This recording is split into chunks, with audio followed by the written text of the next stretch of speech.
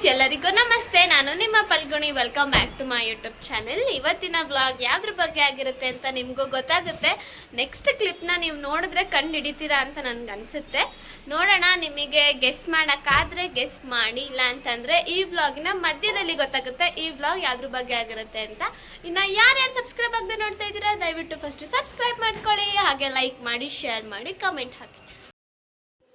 First stove ಮೇಲೆ ಒಂದು ಪಾತ್ರೆ ಇಟ್ಕೊಂಡು ಇಲ್ಲಿ ಸ್ಕ್ರೀನ್ ಮೇಲೆ ಕಾಣ್ತಿರೋಂಥ ಇಂಗ್ರೀಡಿಯೆಂಟ್ಸ್ ಎಲ್ಲನೂ ಹಾಕಿ ಫ್ರೈ ಮಾಡ್ಕೊತಾ ಇದ್ದೀನಿ. ಆನಿಯನ್ ಚೆನ್ನಾಗಿ ಫ್ರೈ ಆಗಬೇಕು. ಸ್ಟಾರ್ಟಿಂಗಲ್ಲಿ ಈರುಳ್ಳಿ ಎಷ್ಟು ಚೆನ್ನಾಗಿ ಬೇಯುತ್ತೋ ಅಷ್ಟೇ ಫ್ಲೇವರ್ಫುಲ್ ಆಗಿ ಇರುತ್ತೆ.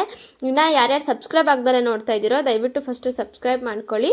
ಸ್ವಲ್ಪ ಉಪ್ಪನ್ನ ಹಾಕ್ಕೊಂಡು ಟೊಮೊಟೊ ಹಾಕಿ ಮತ್ತೆ ಕ್ಲೀನಾಗಿ ಬಾಡಿಸ್ಕೊತಾ ಇದ್ದೀನಿ. ಟೊಮೊಟೊ ಫುಲ್ ಸಾಫ್ಟ್ ಆಗಬೇಕು, ಅಲ್ಲಿವರೆಗೂ ನೀವು ಫ್ರೈ ಮಾಡ್ತಾನೆ ಇರಬೇಕು. ಶುಂಠಿ ಬೆಳ್ಳುಳ್ಳಿ ಪೇಸ್ಟ್ನ ಸ್ವಲ್ಪ ಮಧ್ಯದಲ್ಲಿ ಆ್ಯಡ್ ಮಾಡ್ಕೊಳ್ಳಿ. ಹಾಗೆ ಅಚ್ಚ ಖಾರದ ಪುಡಿ, ಸ್ವಲ್ಪ ಸಾಂಬಾರ್ ಪುಡಿ. ನಮ್ಮನೆ ಖಾರದ ಪುಡಿ ತುಂಬ ಸ್ಟ್ರಾಂಗ್ ಆಗಿದೆ, ಸಿಕ್ಕಾಪಟ್ಟೆ ಖಾರ ಆಗುತ್ತೆ, ಅದಕ್ಕೆ ಕಡಿಮೆ ಹಾಕಿದ್ದಾರೆ ಅಮ್ಮ. ಬಿರಿಯಾನಿ ಪೌಡರು, ಸ್ವಲ್ಪ ಗರಂ ಮಸಾಲ, ಹಾಗೆ ಸೊಪ್ಪುಗಳನ್ನ ಹಾಕ್ತಾ ಇದ್ದೀನಿ. ಈ ಸೊಪ್ಪು ಆಪ್ಷನಲ್ಲು, ನಿಮಗೆ ಬೇಕಿದ್ದರೆ ಹಾಕೋಬೋದು, ಇಲ್ಲ ಅಂತಂದರೆ ಸ್ಕಿಪ್ ಮಾಡ್ಕೊಳ್ಳಿ.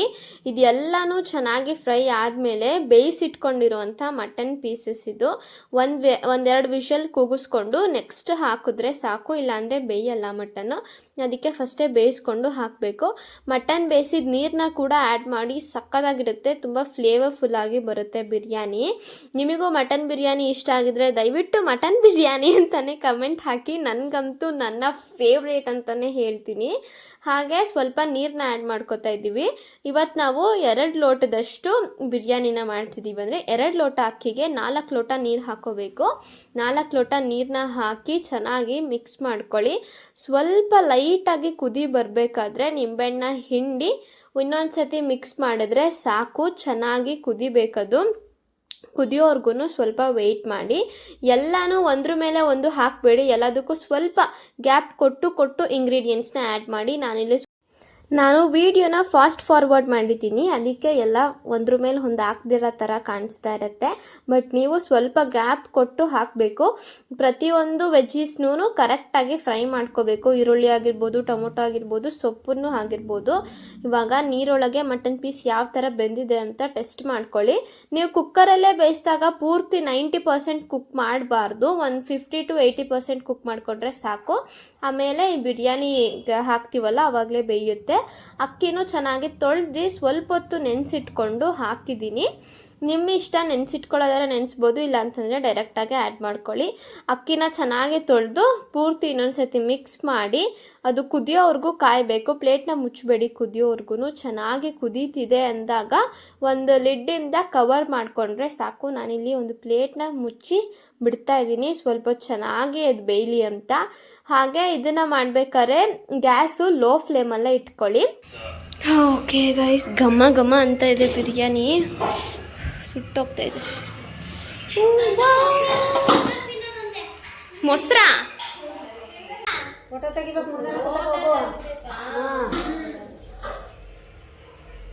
ಈ ಬೌಲಲ್ಲಿ 2 ಬೌಲ್ ಹಾಕ್ತಾ ಇದ್ದೀನಿ, ಎಲ್ಲ ತಟ್ಟೆಗೂ. ನೋಡೋಣ ಯಾರು ಫಸ್ಟ್ ತಿಂತಾರೆ ಇವತ್ತು ಅಂತ. ನಮ್ಮ ಕೀರ್ತಿ ಅವತ್ತು ಮ್ಯಾಗಿ ಏನಿದ್ದಕ್ಕೆ ಅಷ್ಟು ಫಾಸ್ಟಾಗಿ ತಿಂತಾಳೆ, ಇವತ್ತು ಗೊತ್ತಾಗುತ್ತೆ ರೈಸ್ ಹೆಂಗೆ ತಿಂತಾಳೆ ಅಂತ. 2 ಬೌಲಾ? ಫಸ್ಟ್ ಒಂದು, ಆಮೇಲೆ ಇನ್ನೊಂದು. ಫಸ್ಟ್ ಒಂದು ಆಯ್ತಾ ನಂದು?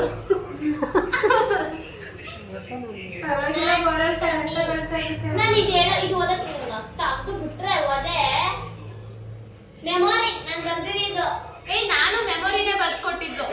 ಯಾವ್ದು ಹೇಳಿದ್ರೆ ಯಾವ್ದೋ ಓದ್ತವಳೆ. ನೆನ್ನೆ ಒಂದು ಶೀಟ್ ಕೊಡ್ಲ ನಿಮ್ಗೆ, ಎಲ್ಲಿ ಅದು ಕಳೆದೋಗಿರ್ಬೇಕು, ಮಾಡ್ತೀನಿ. ಅಪ್ಪ ತಟ್ಟಾಡ್ಕೊಂಡು ನಿಂತೈತೆ.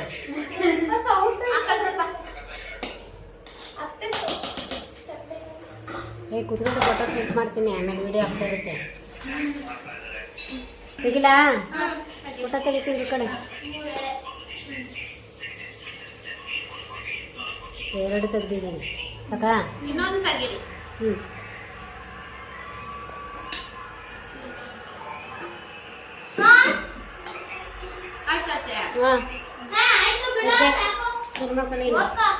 Okay, ready?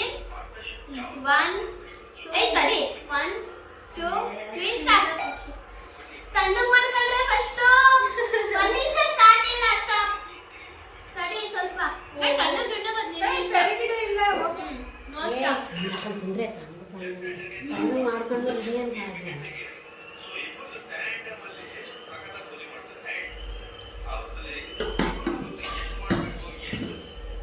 ನಾವು ಈರುಳ್ಳಿ ತಂದಿಟ್ಟೆ, ಈರುಳ್ಳಿ ಹಾಕೊಳ್ಳೋದು ಮುಗ್ದೋಯ್ತು. ಎಲ್ಲಿಟ್ಟೆ?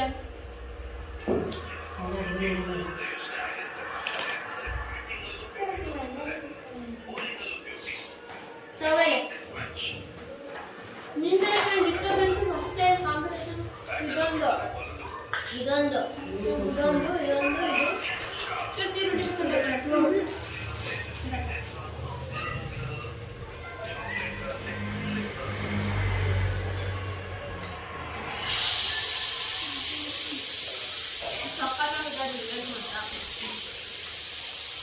ಮುಂದೆ ಹೊಡ್ಕೋ ಹೊಡ್ತಾರ ಅಗ್ಲ ಮಾಡ್ಕೋ.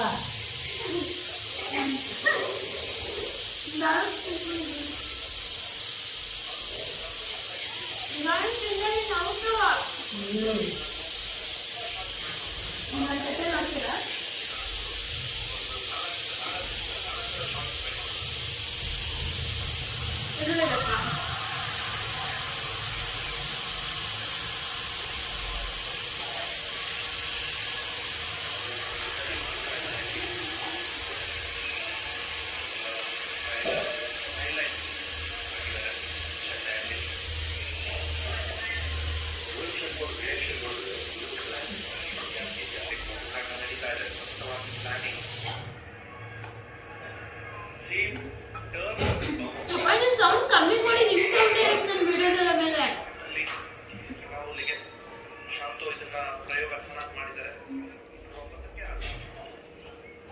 ಅಪ್ಪು ನೀನು 8% ಕೊಡ್ಬೇಕಾ?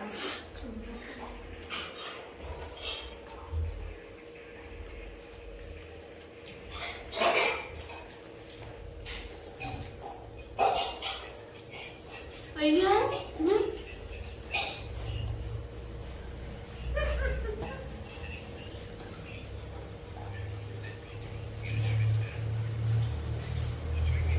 ನೀವು ಹೊಡ್ಕೊಂಡು ತಣ್ಣಗೆ ಮಾಡ್ಕೊಂಡು ಏನೋ ಪ್ರಯೋಜನ ಬಂದೆ.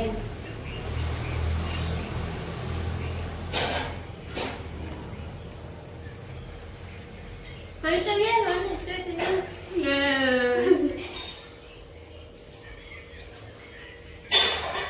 ಕಡಿಮೆ ಆಗ್ತದಾ? ಇಲ್ಲ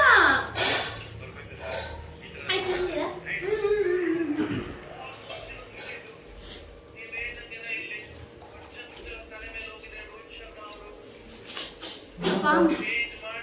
ಒಂದೊಂದು ಬೌಲೆ ಹಾಕಿದ್ದೆಲ್ಲ.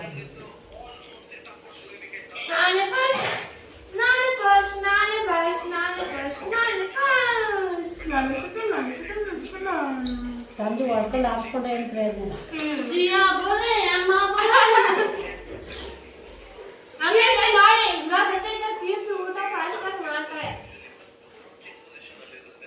ಕಾಂಪಿಟೇಷನ್ ಇರಬೇಕು ಡೈಲಿ ಅಷ್ಟೇ.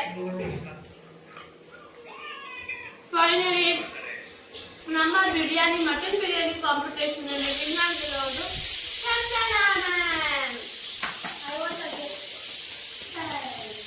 And second prize goes to Kirtana.